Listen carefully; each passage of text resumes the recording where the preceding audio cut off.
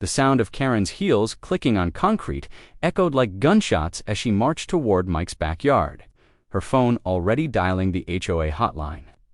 She thought she was about to destroy his perfect summer sanctuary. But what happened next would turn her into the neighborhood's most infamous villain. By sunset, 50 neighbors would be cheering in Mike's yard, and Karen would be watching from her window, realizing she'd just made the biggest mistake of her suburban life. This is the story of how one woman's petty power trip backfired so spectacularly it became legend. The thermometer on Mike Sullivan's back porch read 93 degrees, but the crystal-clear water of his above-ground pool sparkled like salvation in the brutal August heat. He'd spent 3 weekends setting it up perfectly, ground, installing the filter system, even adding underwater LED lights that turned the water into liquid sapphire when the sun went down. "Daddy, can we go swimming now?" His 8-year-old daughter, Emma, pressed her face against the sliding glass door, her Batman swimsuit already on, goggles pushed up on her forehead. "5 more minutes, sweetheart. Just need to check the pH levels." Mike dipped the test strip into the water, watching the colors change. Perfect. Everything was perfect. That's when he heard the heels. Click, click, click. The sound cut through the suburban afternoon like a judge's gavel, and Mike's stomach dropped. He knew those heels. Everyone in Maple Grove Estates knew those heels. Karen Whitmore rounded the corner of his house without invitation, her platinum blonde hair shellacked into submission, her lips pressed into a line so thin it could cut glass.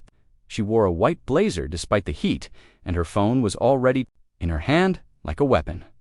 "Michael Sullivan." "She didn't ask," she announced. "I need to speak with you immediately." Emma's face fell. She'd been looking forward to this pool party all week, had invited 3 friends from school. Mike forced a smile for his daughter. "Go get your towel ready, Em. We'll be swimming soon."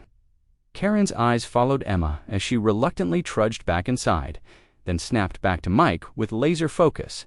"That pool is a violation of Homeowners Association regulations, Section 4.27 subsection C." Mike felt his jaw clench. "I submitted the proper forms 6 weeks ago. I have the approval email. Temporary structures over 8 feet in diameter require a landscaping buffer of no less than 5 feet from all property lines." Karen pulled out her phone and began photographing his pool from every angle, the camera clicking like an automatic weapon. "Your pool is exactly 14 inches from the Martinez property line." The approval email was sent by Janet Morrison, who no longer works for the HOA management company. Karen's smile was sharp enough to draw blood. "New management? New enforcement standards? This structure is in violation as of today."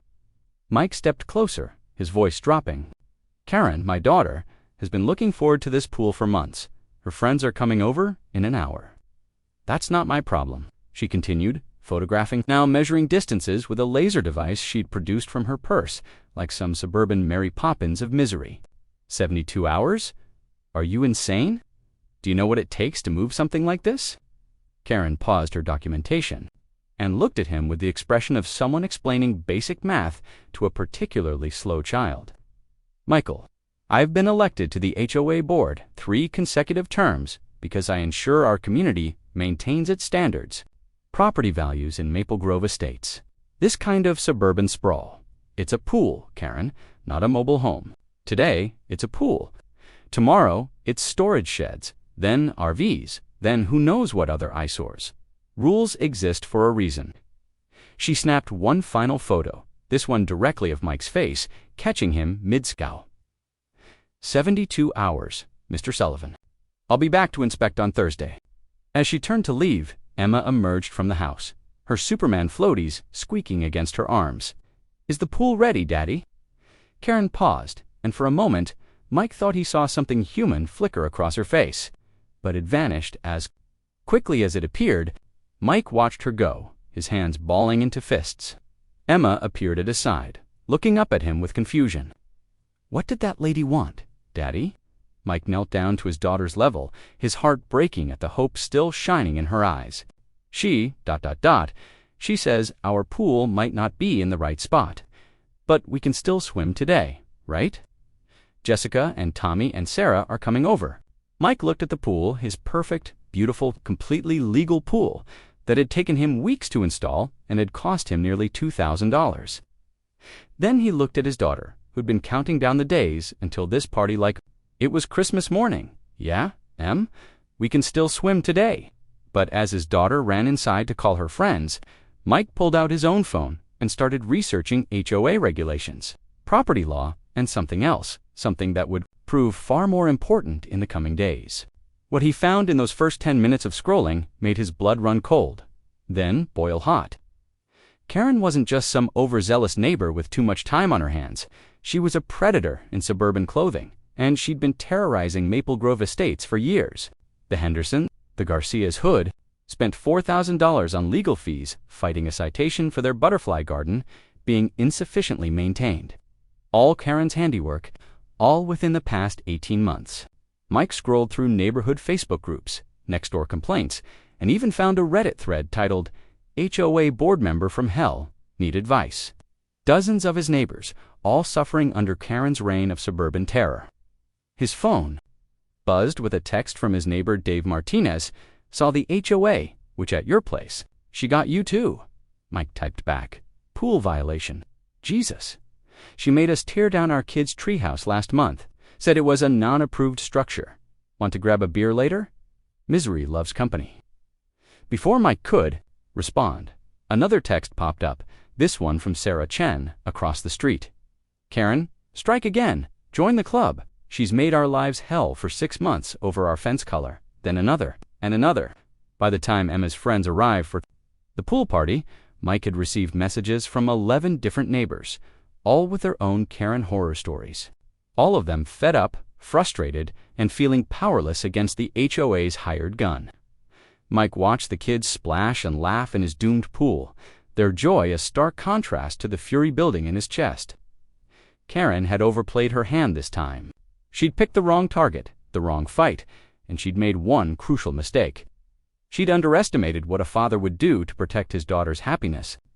As the sun began to set and the pool lights kicked on, casting dancing reflections across the kids' faces, Mike made a decision that would change everything. He wasn't going to move his pool. He wasn't going to bow down to Karen's manufactured authority. He was going to take it down. And then he was going to show Karen Whitmore exactly what happened when you messed with the wrong family in Maple Grove Estates. The war was about to begin, and Karen had no idea she'd just lit the fuse. On her own destruction.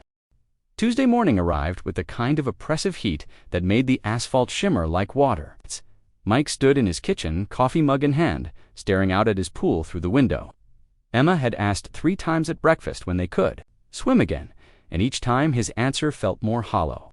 His phone buzzed, a text from Dave Martinez. "Coffee. I've got intel on our mutual enemy."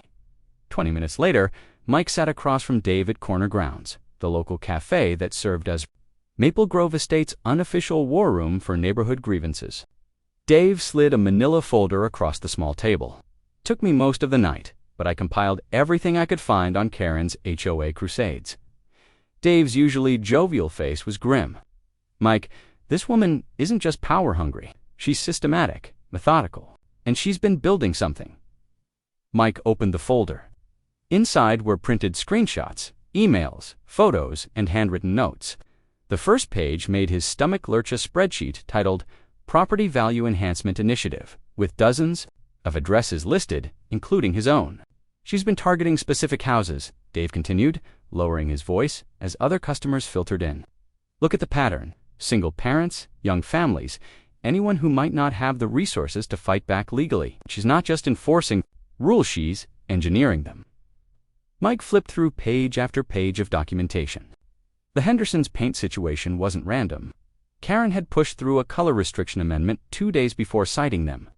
Bill's work van violation came after Karen successfully lobbied to change the commercial vehicle policy. The Garcia Butterfly Garden fell victim to a native plant ordinance that Karen had personally drafted.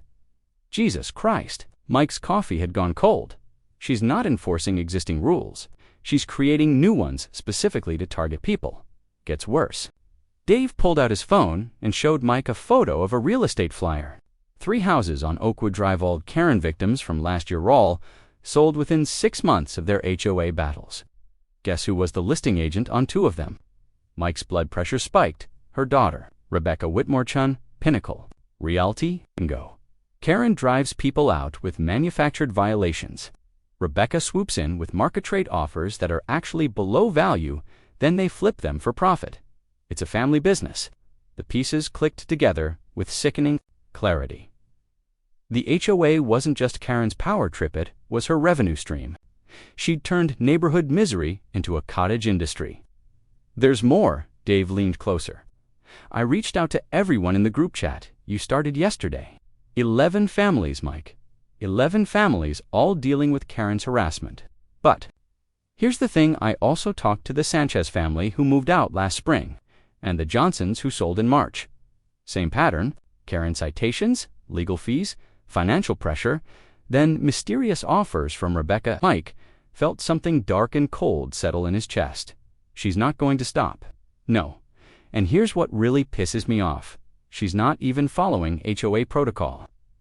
I read the bylaws cover to cover last night. She's supposed to issue warnings before violations, provide 30-day remedy periods, and go through a board review process.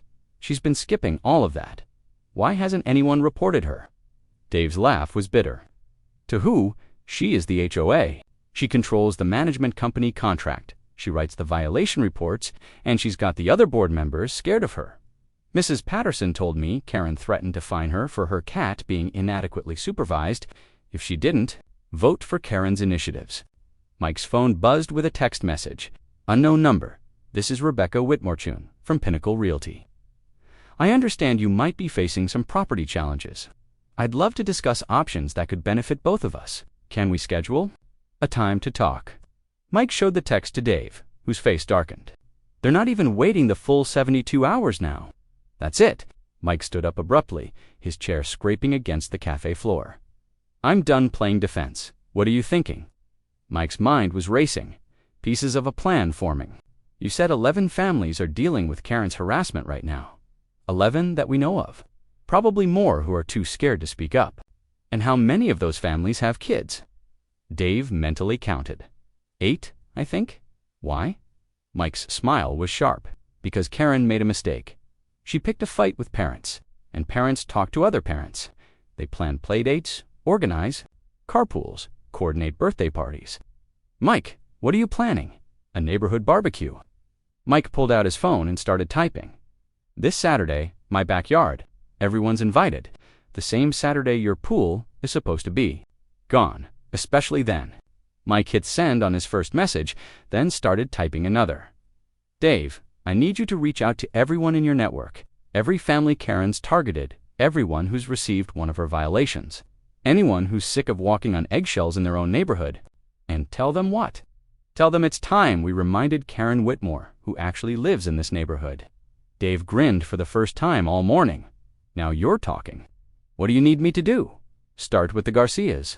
Maria runs the PTA. She knows every family with kids in a 5-mile radius.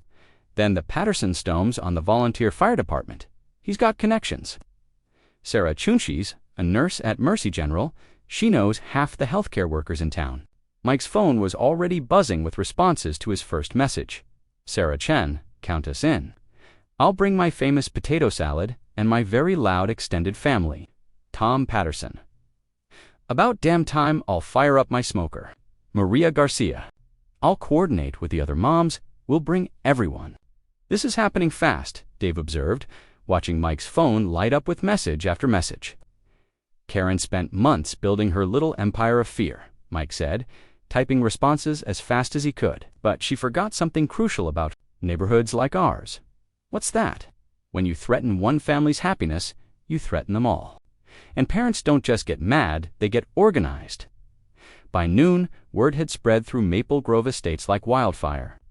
The neighborhood Facebook group that had been quiet for months suddenly exploded with activity. Parents were coordinating. Food, volunteers were organizing games for the kids, and 3 different neighbors had offered to bring DJ equipment. Mike's phone rang. Karen's number. Mr. Sullivan. I understand you're planning some sort of gathering for this weekend. That's right, Karen. A neighborhood barbecue. You're welcome to come. Her laugh was ice cold. I think there's been a misunderstanding. Your pool violations hearing has been moved up to Friday. If that structure isn't removed by then, the fines increase to $200 per day. Moved up by whose authority? Mine, Emergency board session. Unanimous decision. Mike knew she was lying. Dave had already confirmed that the other board members were either unaware of the situation or too intimidated to oppose her. But he also knew it didn't matter. That's fine, Karen. I'll have the pool handled by Friday. Smart choice, Mr. Sullivan. I'm glad we understand each other. Oh, we understand each other perfectly. After he hung up, Mike walked to his backyard and looked at his pool one more time. Emma's Batman floaties were still floating on the surface, left over from yesterday's abbreviated pool party. He thought about his daughter's face when she realized the pool would be gone, about all the kids in the neighborhood who'd been looking forward to weekend pool parties all summer. Then he thought about Karen's spreadsheet, her daughter's real estate scam, and the 11 families living in fear of the next violation notice. Mike pulled out his phone and made one more call. Rodriguez Brothers Construction. Hi, this is Mike Sullivan on Maple Creek Drive. I need a pool removal service, and I need it done Friday morning. But here's the thing, I also need you to bring every piece of heavy equipment you own, and I need the loudest, most dramatic removal possible. Can you do that? The man on the other end chuckled. Senar, you want us to make a show of it. The biggest show Maple Grove Estates has ever seen. We can do that. What time? Mike looked at his watch, calculating Karen's daily routine. She always did her neighborhood inspection walk at precisely 9 a.m. every Friday. Make it 8:45 a.m., sharp, and Carlos. Bring the whole crew. This is going to be one hell of a demolition. As Mike hung up, he realized he was smiling for the first time since Karen's heels had clicked across his patio. Phase 1 of his plan was in motion, and Karen had no idea that her victory was about to become the first domino in her own spectacular downfall. Friday morning arrived with the rumble of diesel engines and the metallic clang of heavy equipment. At exactly 8:30 a.m., Rodriguez Brothers Construction rolled down Maple Creek Drive like an invading army to excavators, a crane truck, a debris hauler, and a crew of 8 men in hard hats and safety vests. Mike stood in his driveway, coffee in hand, watching his neighbors emerge from their houses like prairie dogs sensing thunder. Windows cracked open, front doors eased ajar. Mrs. Patterson, from next door, stepped onto her porch in her bathrobe, her mouth agape. Boy, Sinner Sullivan. Carlos Rodriguez climbed down from the lead excavator, his voice carrying across the suddenly quiet neighborhood. You ready for this? More than ready. Mike gestured toward his backyard. Just remember, we want this to be visible from the street. And loud, Carlos grinned. Loud, we can do. At 8:43 a.m., Karen Whitmore rounded the corner for her morning inspection walk. Her clipboard clutched against her chest, her phone already recording everything she saw. She stopped dead when she spotted the construction convoy. Perfect timing. The first excavator roared to life with a diesel bellow that rattled windows 3 houses down. Its massive arm swung toward the pool, hydraulics hissing like some mechanical dragon. Karen's face went through a series of expressions: confusion, suspicion. Then something approaching panic as she realized what was happening. She broke into a run, her heels click-clacking frantically on the sidewalk. Stop! Stop! She burst through Mike's front gate, waving her arms at the construction crew. This is being done without proper permits. You need to cease operations immediately. Carlos looked down from his operator's seat, then at Mike. Senor, Mrs. Whitmore, meet Carlos Rodriguez. Carlos, this is our neighborhood HOA representative. She's the one who ordered the pool removed. Karen's face flushed red. I ordered it relocated or removed within proper procedures. This requires environmental impact assessments, debris removal permits, noise ordinances, actually. Mike pulled out his phone and showed her a document. I checked with the county this morning. Above-ground pool removal on private property. Requires no permits whatsoever. And noise ordinances don't apply to construction work between 8 a.m. and 6 p.m. on weekdays. This is ... This is deliberately disruptive. This is compliance. Mike's voice carried across the growing crowd of neighbors. You wanted the pool gone by today? It's going to be gone by today. The excavator's claw descended toward the pool with theatrical precision. The crowd that had gathered at least 20 neighbors now fell silent, except for the excited whispers of children who'd never seen heavy machinery up close. Wait, Karen's voice cracked. We can discuss alternatives. A compromise. The pool could be relocated too. Too late for that.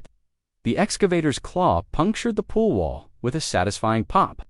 Water began gushing out, creating an instant river across Mike's perfectly manicured lawn. You said 72 hours? Time's up. But Karen wasn't watching the pool anymore.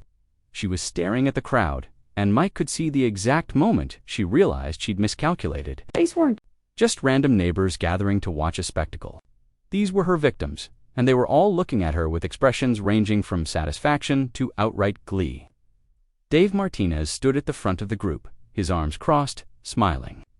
Maria Garcia had her phone out, live-streaming the whole thing to the neighborhood Facebook group. Sarah Chen was taking notes on a legal pad. Tom Patterson was talking quietly to two men. Mike didn't recognize both, wearing suits, despite the early hour. What is this? Karen's voice rose to a shriek. What are all of you doing here? Watching justice, called out Maria Garcia, not looking up from her phone. We've got 47 people watching the live stream right now. Justice, this is a simple pool removal. No, said a new voice from the back of the crowd. This is a reckoning. Everyone turned. A woman in her 70s stepped forward, her silver hair perfectly styled, her posture straight as a general's. Mike didn't recognize her, but from the way several neighbors stepped aside, respectfully. She clearly commanded authority. Mrs. Eleanor Blackwood, the woman introduced herself, extending a hand to Mike. I believe we need to talk. Karen went pale. Eleanor, this doesn't concern you. You're not even in our HOA. No, dear, I'm not in your HOA. Eleanor's smile could have frozen hell. I'm the president of the Maple Grove Master Community Association, the organization that governs all HOAs in this development, including yours. The construction noise suddenly seemed very far away. Mike could hear his own heartbeat. I've been receiving some very interesting phone calls this week, Eleanor continued, pulling out a folder thick with documents. Complaints about irregular enforcement procedures, financial irregularities, and what appears to be systematic harassment of residents. When young Mr. Martinez reached out to me yesterday with some rather detailed documentation, I decided it was time for a personal inspection. Karen's clipboard fell to the ground. Eleanor, I can explain. Oh, I'm sure you can. After all, you've been explaining away irregular HOA procedures for the better part of 2 years. Eleanor opened her folder and pulled out a sheet of paper. Tell me, Karen, do you recall the section in your HOA charter about board meeting minutes, public notification requirements, financial disclosure protocols? We follow all required procedures, really. Because according to my records, your HOA board hasn't held a properly noticed public meeting in 14 months. Your financial reports are 6 months overdue, and your violation procedures don't match the standards outlined in your own governing documents. The crowd was dead silent now, except for the sound of pool water still gushing across Mike's lawn. Even the construction crew had stopped working to listen. Furthermore, Eleanor continued, I have documentation of at least 12 instances where violations were issued without proper notice, without appeal processes, and without board approval. That's not governance, dear. That's harassment. Karen's face cycled through expressions like a broken traffic light.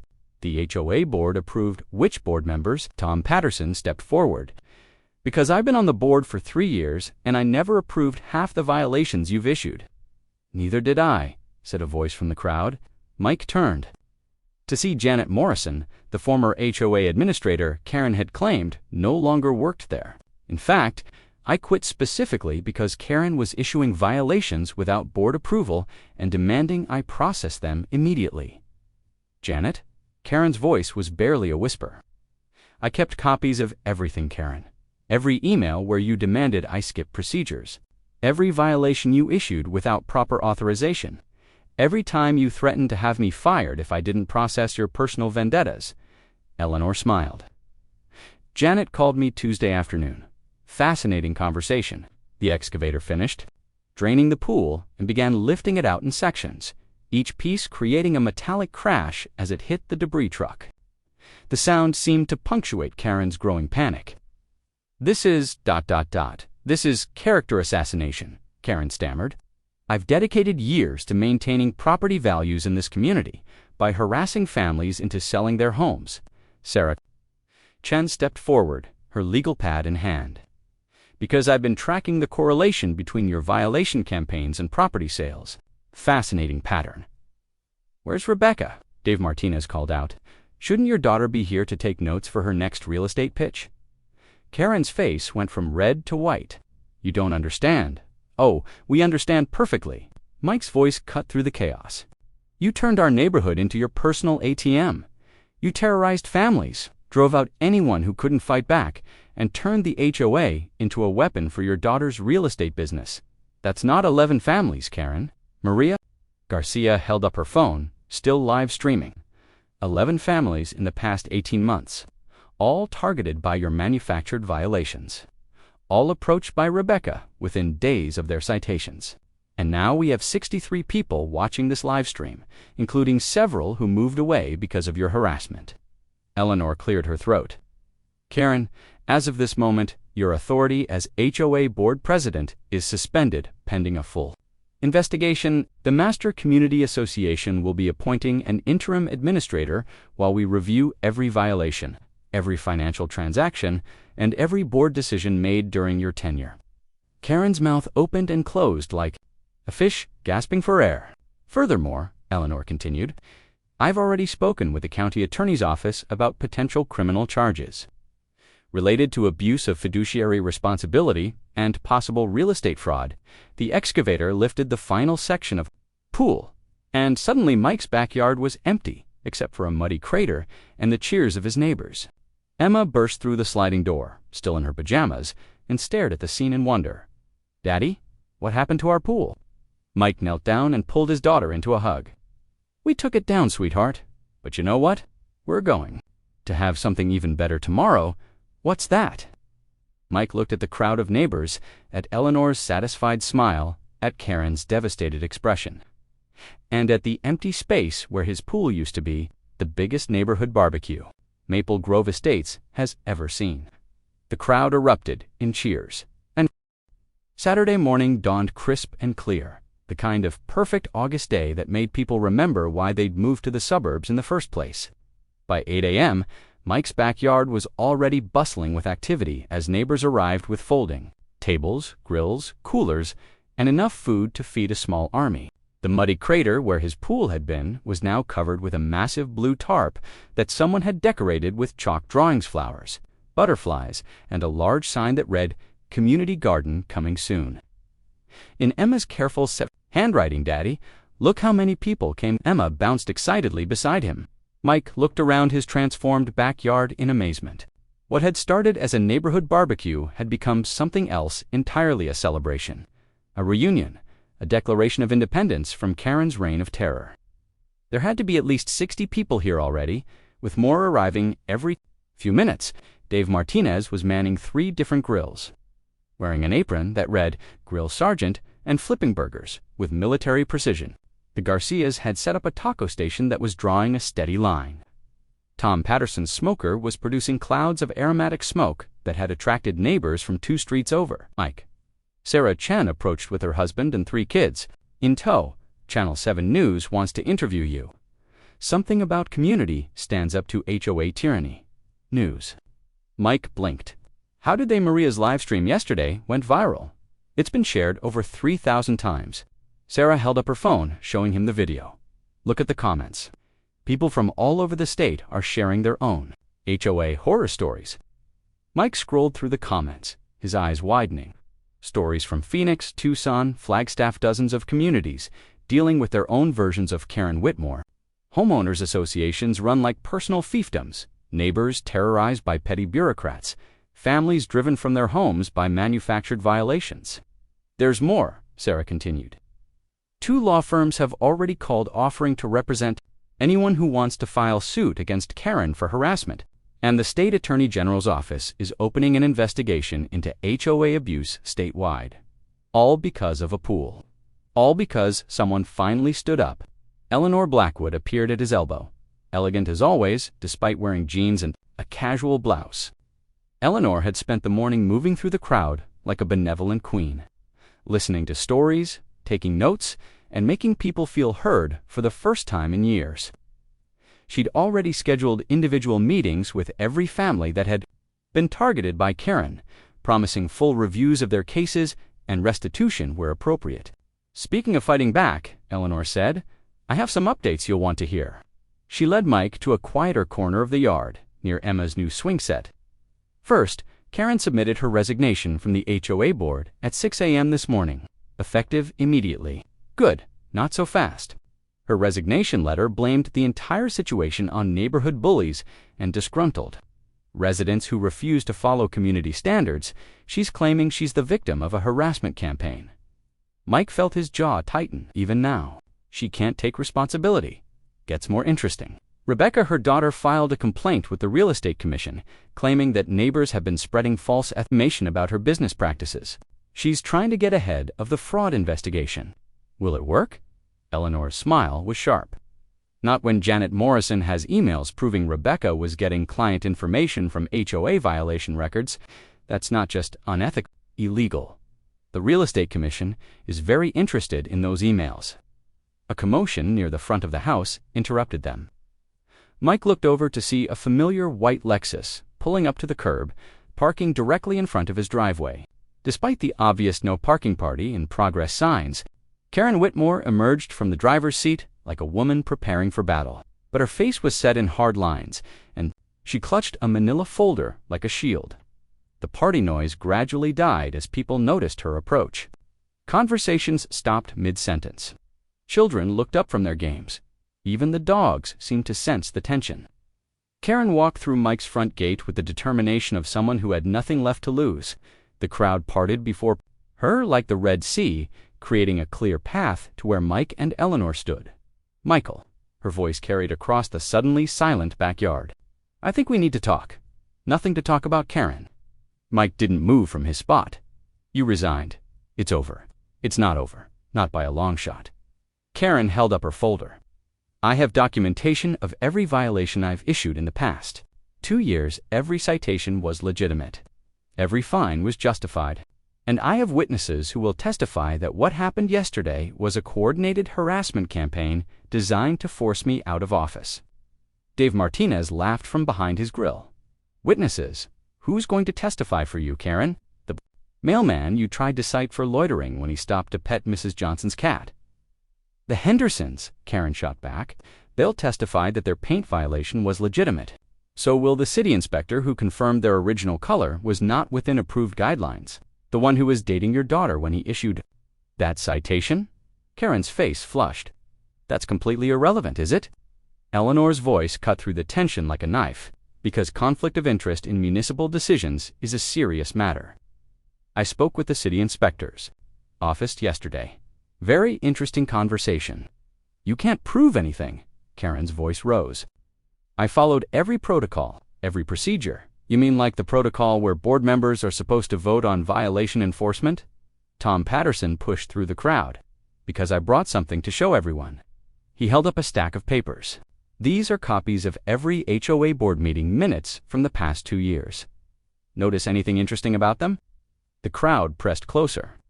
Mike could see the papers from where he stood. They were mostly blank, except for headers and signatures. 47 violations issued in the past 2 years, Tom continued. 47 families cited for various infractions. According to these official meeting minutes, the board voted on exactly 0 of them. "That's because emergency violations don't require. There's no such thing as an emergency violation in our HOA charter," Eleanor interrupted. "I wrote that charter 15 years ago. Every violation requires board approval after a 30 notice period. Every single one." Karen's folder was shaking in her hands now. The management company confirmed the management company that Karen's been paying an extra $5,000 per year for expedited enforcement services. Janet Morrison called out from the crowd, services that aren't outlined in their contract and that the HOA board never approved. "Where was that money coming from?" Dave asked. Eleanor smiled grimly. "That's what the forensic accountant is trying to figure out. Preliminary review suggests it was coming from violation fines that should have been going into the community maintenance fund." The silence that followed was deafening. Mike could see the moment when everyone in the crowd realized what Eleanor was implying. Karen hadn't just been abusing her authority. She'd been embezzling money to fund her harassment campaigns. That's Karen's voice cracked. That's impossible. I never touched HOA funds for personal. Personal? No, but paying for services that benefited your daughter's real estate business. Eleanor opened her own folder. The state attorney general's office will make that determination. Karen looked around the crowd, seeming to really see them for the first time. 60-plus faces staring back at her with expressions ranging from disgust to pity.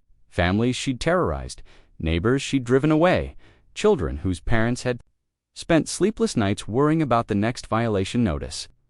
"You don't understand," she said, her voice barely above a whisper. "I was trying to protect property values, trying to maintain standards. Everything I did was for the good of the community." "No," said a small voice from the back of the crowd. Everyone turned to see Emma, Mike's 8-year-old daughter, holding a juice box and looking directly at Karen. "You were being mean to people because you could." The simplicity of the statement hit like a thunderbolt. Out of the mouths of babes, Karen stared at Emma for a long moment, then at the faces surrounding her.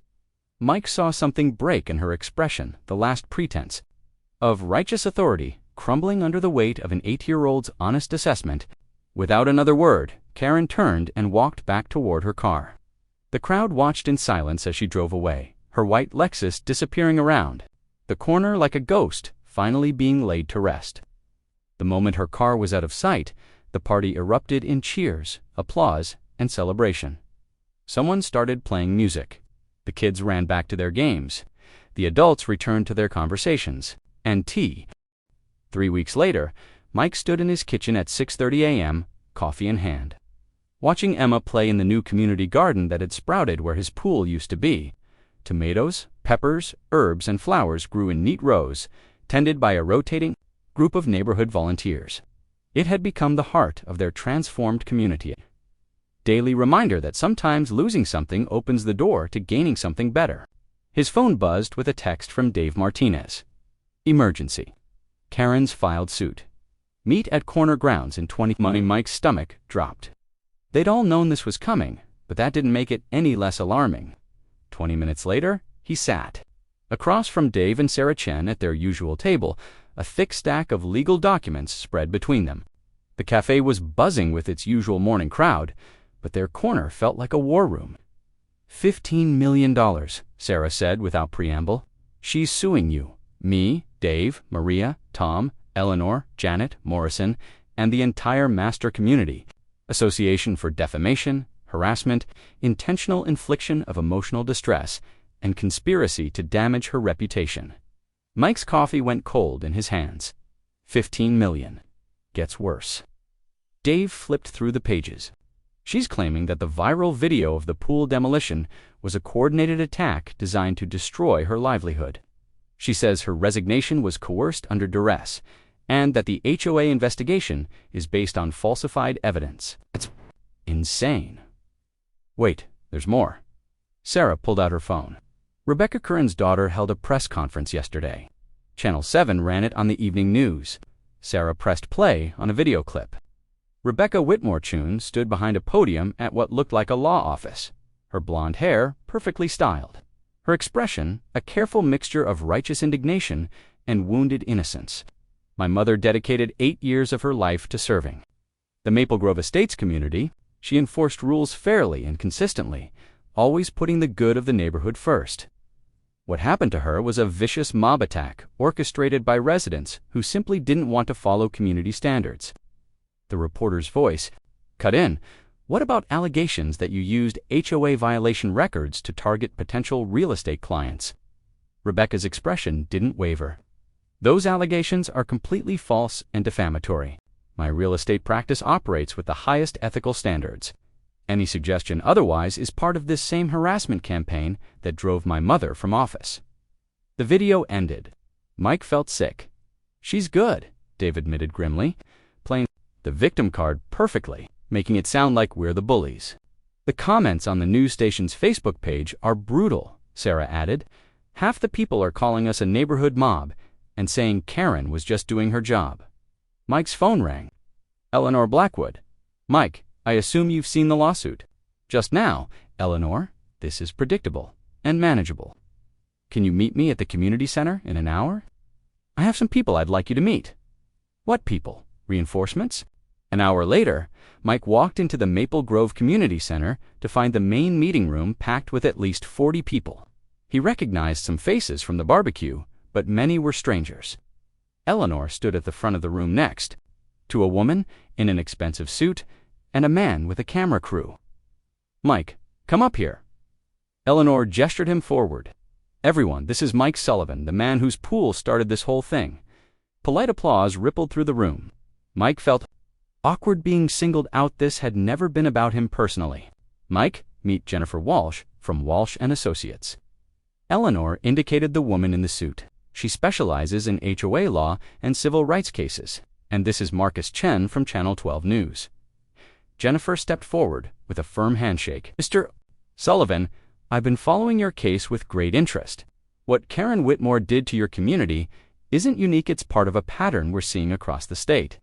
HOA board members abusing their authority for personal gain. I represent 12 other communities dealing with similar situations, she continued. Homeowners associations being used as weapons against residents, often with financial motives. Your case has given other victims the courage to come forward. Marcus Chen raised his hand. Mr. Sullivan, I'd like to do a feature story on abuse. Would you be willing to go on camera?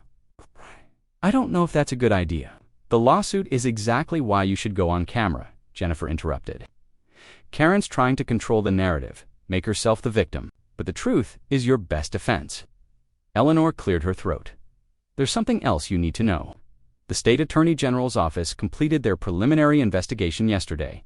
The room fell silent. Karen embezzled $4,000 from HOA accounts over the past 2 years. The money was used to pay for enforcement services that directly benefited Rebecca's real estate business. The state is filing criminal charges. A murmur of satisfaction ran through the crowd.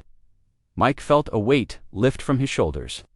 Furthermore, Eleanor continued, the investigation uncovered evidence of similar schemes in 6 other communities. Across the state, Karen wasn't working alone. This was part of a larger network of HOA board members and real estate agents collaborating to manipulate property sales. So the lawsuit, Dave asked. Jennifer smiled, is about to become Karen's worst nightmare. When you sue someone for defamation, you open yourself up to discovery. Karen just gave us the legal right to subpoena every email, every financial record, every communication she's had for the past 5 years. Plus, Marcus added, her press conference yesterday contained at least 3 statements that directly contradict the evidence the Attorney General already has. She just committed perjury on live television.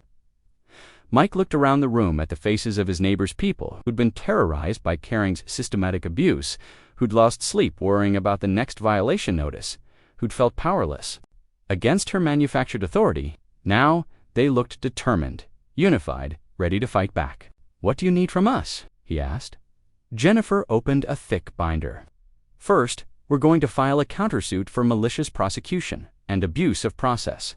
Then we're going to systematically document every violation Karen issued, every family she harassed, every dollar she stole. And Marcus added, we're going to tell your story the right way. Show people what HOA abuse really looks like and how communities can fight back. Eleanor stepped forward. Mike, what Karen did to you was just the beginning. She was planning to expand her operation, target more families, drive out more residents. Your pool removal didn't just save your neighborhood, it probably saved dozens of other families from the same fate. Mike thought about Emma playing in the community garden that morning, about the neighbors who now stopped to chat instead of hurrying past each other, about the monthly block parties they'd started organizing. Karen's attempt to destroy their community had accidentally taught them how to build a real one. When do we start? He asked. Jennifer smiled. We already have. Karen served you with papers this morning, which means we can serve her with ours this afternoon. By tomorrow, every news station in the state will have the real story, and Mike Eleanor's expression was fierce. This time, we're not just playing defense, we're going on the offensive. As the meeting broke up and people began planning their next steps, Mike's phone buzzed with a text from an unknown number. This isn't over. You have no idea what you've started. Mike showed the text to Jennifer, who photographed it immediately. Harassment and intimidation of a plaintiff. she said with satisfaction. She just handed us more evidence. Mike deleted the text and looked around at his neighbors, his friends, who were already strategizing, organizing, preparing to take the fight directly to Karen's doorstep. Let her bring it, he thought. She'd spent 2 years terrorizing individual families who felt powerless to fight back. Now she was facing an entire community that had learned to stand together. And this time, they weren't just defending themselves, they were going to make sure Karen Whitmore could never hurt another family again. 6 months later, Mike stood in his backyard watching Emma chase butterflies through the community garden while Channel 12 News filmed their follow-up story. The tomatoes were heavy on the vine. The herbs filled the air with their fragrance. And the flower beds that 23 neighborhood families had planted together created a rainbow of color where his pool used to be. It's hard to believe it all started with a pool violation, Marcus Chen said, adjusting his microphone. Tell me how you're feeling about today's verdict. Mike smiled, thinking about the text he'd received an hour ago from Jennifer Walsh, guilty on all counts. Karen gets 3 to 5 years. Rebecca loses her real estate license permanently, $2.3 million in restitution to affected families. Complete victory. Justice, Mike said simply. It feels like justice. The criminal trial had been a media sensation that exposed HOA corruption across 3 states. Karen's embezzlement conviction was just the beginning. The investigation had uncovered a network of 12 HOA board members and 6 real estate agents who'd been systematically defrauding communities for years. Her $15 million lawsuit had been dismissed with prejudice, and she now owed the defendants over $800,000 in legal fees. The most satisfying part, Mike continued, isn't what happened to Karen, it's what happened to our community. Marcus nodded toward the garden. The transformation has been remarkable. What started as a neighborhood dispute became a model for community organizing nationwide. It was true. The Maple Grove method had been replicated in over 60 communities. Across the country, Eleanor Blackwood now traveled as a consultant, teaching neighborhoods how to identify and combat HOA abuse. Dave Martinez had started a nonprofit providing legal resources to families facing harassment. Sarah Chen was writing a book about grassroots resistance to bureaucratic tyranny. Daddy, look. Emma ran up holding a perfect tomato, her face beaming. With pride, I grew this. That's beautiful, sweetheart. Mike lifted her up, remembering how devastated she'd been when the pool was removed. Now she preferred the garden, loved showing visitors the plants she tended with Mrs. Garcia and Mr. Patterson. Mr. Sullivan, Marcus continued, Karen Whitmore, was released on bail yesterday pending her appeal. Any concerns about her returning to the neighborhood? Mike's smile faded slightly. She's not allowed within 500 feet of any Maple Grove Estates resident as part of her restraining order. But honestly, I'm not worried about Karen anymore. Why not? Mike gestured around his backyard, where neighbors were arriving for their monthly community meeting.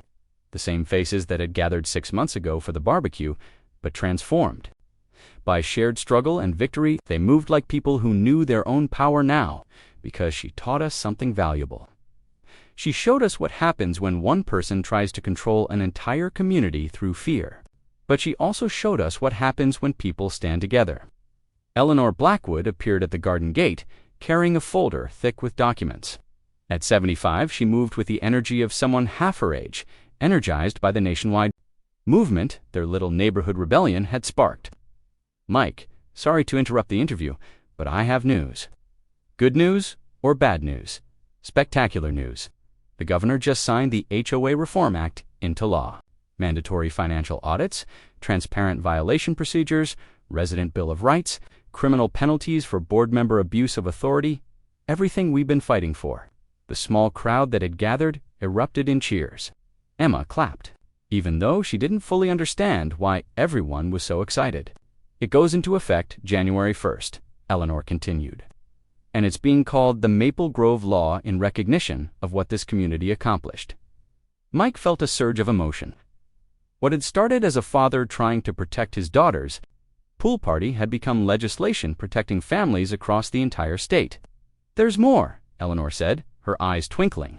The state attorney general wants to establish a permanent HOA abuse investigation unit. They've asked you to serve on the advisory board. You understand the victim's perspective better than anyone. Plus, you've proven you know how to organize effective resistance. Mike looked around at his neighbors Maria Garcia tending the pepper plants, Tom Patterson explaining composting to a group of kids, Dave Martinez grilling vegetables for the meeting lunch. These weren't the same frightened, isolated families that Karen had terrorized. They were a community in the truest sense. "I'll do it," he said, "but only if the whole community is involved." This was never about one person, it was about all of us learning to stand together. Marcus Chen wrapped up his interview as more neighbors arrived for the meeting. The agenda included updates on 3 other neighborhoods that had reached out for help dealing with their own HOA tyrants.